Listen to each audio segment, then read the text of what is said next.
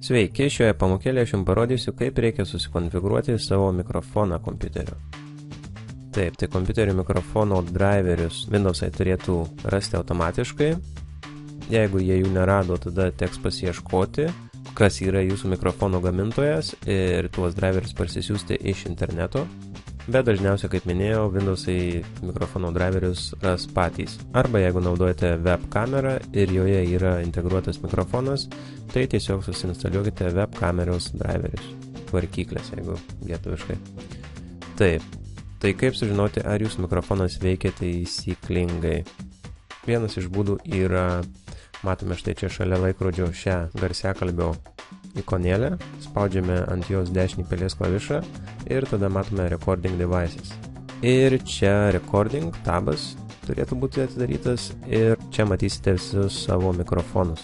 Taigi aš turiu vieną mikrofoną ir štai čia šis stulpelis, taigi būtų pirma užuomina, ar jūsų mikrofonas veikia ar neveikia. Jeigu jį šnekate ir šie žali stulpeliai nesikeičia, tada vadinasi jūsų mikrofonas neveikia. Taip pat pažymėjus mikrofoną ir paspaudus Properties, čia galite keisti mikrofono nustatymus. Šis Device Usage turėtų būti Enabled, kitaip jūsų mikrofonas bus išjungtas ir neveiks.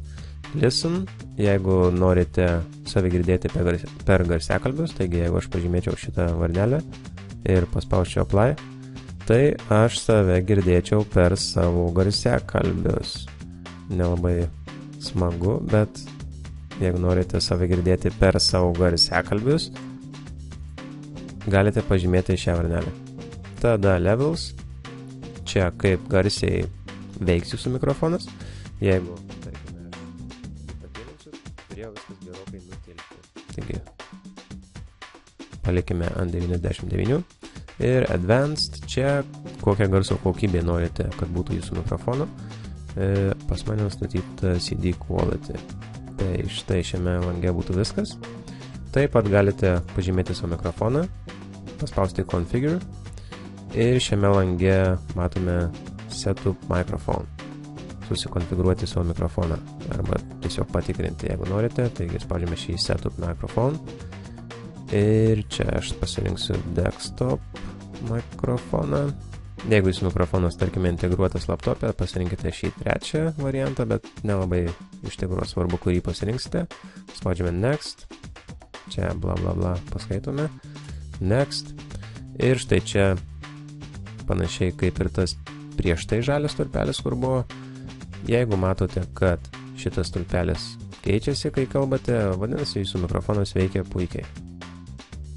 Next ir Finish. Viskas, jūsų mikrofonas veikia gerai. Taigi uždarėme šį langą. Ir dabar Skype. Skype, kaip patikrinti, ar veikia mikrofonas, tai savo kontaktų sąraše turėsite šį Echo Sound Test servisą. Galite paspausti Call ir paskambinti šiai merginai. Ir tada, kai jinai baigs šnekėti, galite jūs pašnekėti ką nors. Ir tada bus viskas jum atkartota visa jūsų žinutė. Taigi, jeigu viskas bus gerai atkartota, vadinasi, viskas veikia puikiai. Jeigu tiesiog buvo tyla, tada kažkas negerai. Ir kaip mums susikonfigūruoti mikrofoną šiame Skype, taigi einame į Tools, Options ir čia matome Audio Settings ir mikrofonas. Taigi čia turėtų būti pasirinktas jūsų mikrofonas. Jeigu turite kelis mikrofonus, pabandykite vieną arba kitą ir žiūrėkite, kuris veiks. Taip pat galime Show Advanced Settings padaryti ir čia galime susikonfigūruoti, kuris bus jūsų pagrindinis mikrofonas. Taigi, manau, tik tai vienas mikrofonas ir yra. Nėra ko kilnoti, bet jeigu būtų keletas, tarkime, aš galiu pasirinkti antrą ir tada Move Up ir antras mikrofonas bus jūsų pagrindinis mikrofonas.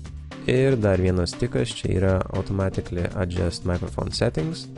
Tai kaip garsiai norite, kad šnekėtų, jeigu, tarkime, mikrofonas yra labai jautrus, tai galite šiek tiek sumažinti ir jisai garsas bus daug tylesnis. Arba, tarkime, jeigu netyčia kas nors nutylino, tai mikrofonas jūsų veikia, bet Skype nėra garso.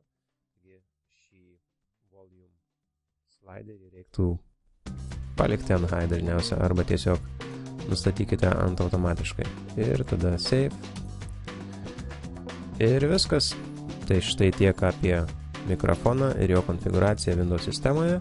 Jeigu ši pamoka jums buvo naudinga, paspauskite laiką ir nepamirškite prenumeruoti. Iki.